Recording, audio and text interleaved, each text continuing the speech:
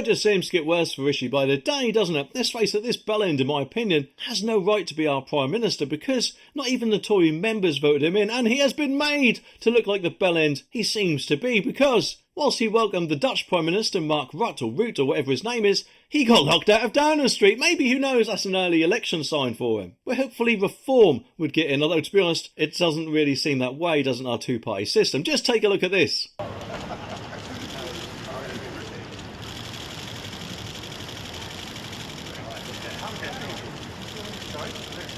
Yeah, we're locked out. I haven't got the key. Sir. Okay. His wife. Look. One tree. Well, one thing Rishi could actually do to help him a bit is kick these eco-idiots to the curb, because more campaigners apparently, according to this article, are calling for more 20-mile-an-hour speed limits, despite Rishi's crackdown pledge. But then again, of course, he'd also pledged stop the boats, and let's just look at how well, or not, as the case seems to be, that is doing, eh? Road safety experts apparently have called for an increase in the number of 20-mile-an-hour speed limit zones in a move that could be at odds with Rishi, or Rishi Washers I like to call him. But they have apparently demanded that councils introduce more of them, and Gary Digver, founder of safety experts Road Angel, admitted there was not enough 20-mile-an-hour speed limits with more urgently needed. Well, to be honest, in my opinion, they're only really needed outside schools with small children, because small children admittedly do have a tendency to run into the road, it seems, these days. I mean, when I was little, we were taught the Green Cross Code, and I could be wrong, but I swear that didn't happen as much back then. Who knows, one of the main reasons for this could be that stupid change they made back to the Highway Code last year, where if I remember rightly, if cars are apparently travelling slowly, you can appear to just walk out in front of them and test their brakes, which is stupid in my opinion. I mean, what are zebra crossings for? They're for people crossing the road, and therefore people either should use them, cross at pedestrian crossings, or use the Green Cross Code, and if nothing's coming, then you walk out, because surely if you walk out into the road when something is travelling towards you, admittedly slowly, that's surely more dangerous than actually walking out when nothing's coming towards you, isn't it? But of course, these people at the Highway Code don't seem to be that clever in my opinion. But of course, speaking to the paper, Mr. Digfer said that I'm 100% for 20 mile an hour, and I can't stress enough, safer roads are better for everyone, and I'd rather get somewhere on time or 5 minutes late than having the risk of running someone over. Or maybe, Mr. Digfer, you should actually, I don't know, pay more attention to the road when you're driving your car. And, maybe, just maybe, use these little things we all like to call brakes. Whilst the price of petrol seems to be going up faster than a dodgy banker's wages, we've got some good news, because apparently a supermarket, or Morrison's as they're otherwise known, is actually saving people a bit of cash with that, because apparently they are now giving everyone 5p a litre off their fuel, if of course they spend 35 quid in their store, which admittedly 35 quid is a lot of money just to save 5p off fuel, but let's face it, with the way that shopping seems to be rising at the moment, who knows, in about a year's time that might be able to buy you half a cucumber and a packet of hobnobs. And according to the article, this offer is running until December the 13th, so you've got to be in there quick, but apparently you can use the voucher until December the 20th, so you have got a bit of time to use it, which is a good thing. What would be an even better thing if Jeremy Hunt actually reduces the tax on fuel? But let's face it, that's not likely to happen, is it? Even though, of course, he could do, or actually cut tax elsewhere to help people out who don't drive, because at the moment, remember, we're all paying this stealth tax,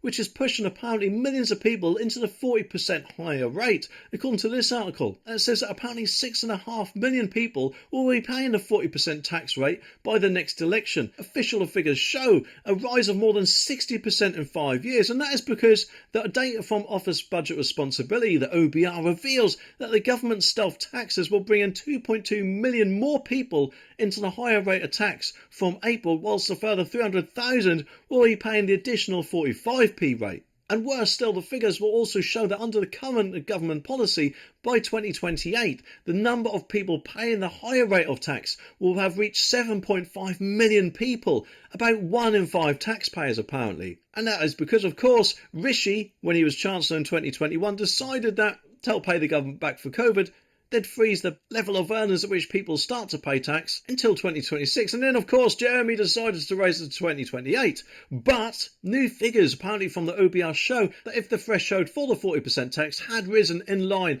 with expected inflation, the current rate of £50,270 would have increased to 65,000 by 2027, which is nearly £15,000 more than what it will be now. And the level of earnings at which people start paying tax would have risen from 12,750 to 16,000. But of course, it still stays at that amount. So, they've got to push up minimum wage, haven't they, with the cost of living crisis going on, especially. So I think now that Rishi has basically scrapped HS2, I think it was called, which was that train running from London to Manchester, I think it was. I mean, let me know if I'm wrong in the comments. And would have saved people, from what I've heard, about 10 minutes. Surely that money that he's saved could actually go back into the government coffers and release us from this fiscal drag that we're all experiencing at the moment. I mean, and if that was not the case and we still had to be frozen for a little bit, at least it wouldn't be frozen until 2028.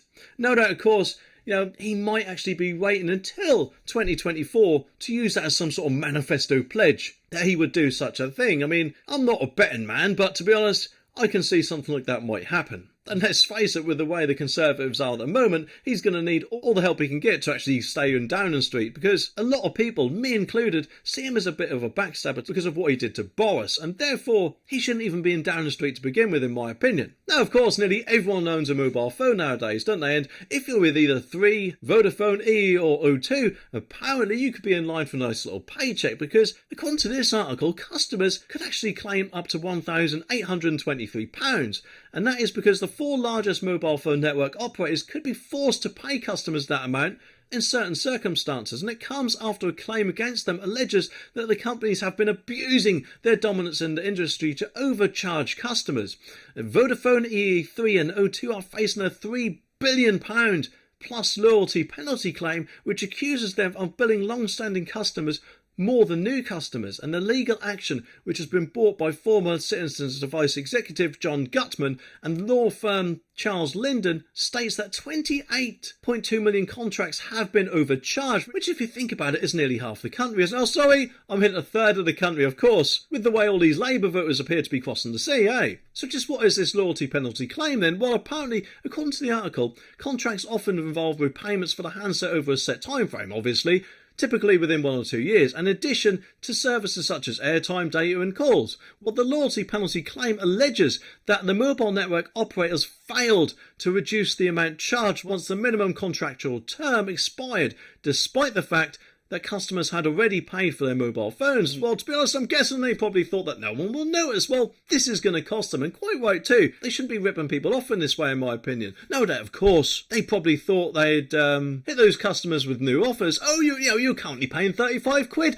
Well, did you know you can get a free upgrade, they'd probably call it, thereby tying them into another 2 or 3 years. So, what we got to do to claim this? Have we got to fill in 10 forms, 15 forms? Well, apparently, if the judgment goes our way, then apparently customers qualifying for the claim are automatically included in the action for no cost. Unless, of course, they somehow request to opt out, but who would do that? Especially if you could be getting nearly £2,000. That would just be silly, wouldn't it? At the moment, from what I can see, there's no date for this verdict, but I will keep you updated once I know more. And then hopefully we can all have a bit more moolah to help with the current cost of living crisis, or Christmas, if it gets sorted out by then, or maybe Valentine's Day if it doesn't. Oh, to be honest, I think I'm taking a bit of a risk with this Valentine's Day. I mean, usually I leave things to the last moment, but I've been a bit organised this year, and whilst I got a Christmas present, so I thought I'd get a Valentine's Day present as well. And I am admittedly taking a bit of a risk because, if I dump her, then I won't be able to get a refund, will I? Anyway, Royal Mail appears to be peeing customers off yet again. And that is because the article says that no mail for days or even weeks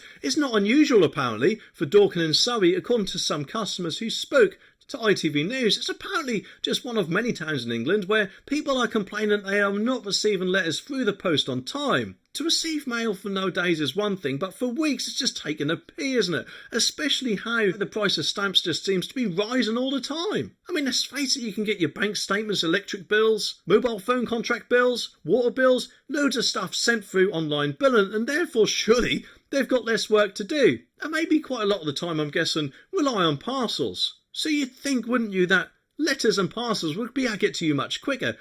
Maybe, just maybe, actually, Royal Mail took the opposite approach and probably thought, Instead of giving people value for money and getting stuff to them quicker, I don't know, we might just decide to make a few redundancies and save our shareholders a stack of cash. I mean, and I could be wrong, but it wouldn't surprise me if they did do something like that. Take this, for example. The article says that for 77-year-old Janice Turner, it's all happened at an emotional time as though she grieves for her late husband. She received no mail for 10 days, and then suddenly 27 turned up at once, more than half of it concerning her husband's estate. And struggling to hold back the tears, she said it gets in the way of grieving when you have to constantly be dealing with consequences of the mail not being delivered properly. It got in the way and made my weekend sadder than it would normally have been, she added.